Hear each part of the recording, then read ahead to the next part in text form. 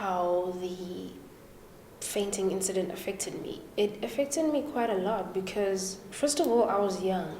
I was very young. I was 18. And second of all, I had always been doubting myself. I've always had this thing of doubting myself. I'm just one person that never believed in, themselves.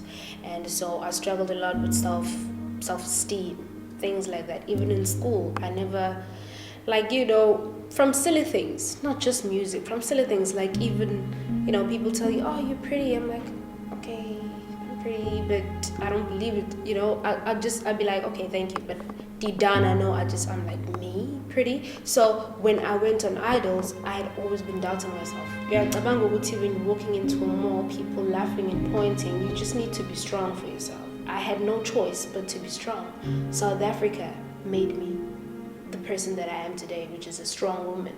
People think, she was just born a strong woman. No, I had no choice but to be strong for myself. So I had to manage. There was absolutely no way for me to survive life. I was even having suicidal thoughts, but I'm like, okay, I can't do this to myself. I need to get back up. And the only way from the very first step of healing from that was speaking about it. And speaking about it, that is telling my parents how this thing is affecting me mentally, emotionally, and physically. I'd been losing weight. I'm like, oh, I'm losing weight. And my family also went through a rough patch because I've always had this thing in which I'm trying to be strong for my family, and so I don't want to tell them how this thing is affecting me. So when my family, my sister would come to me and be like, how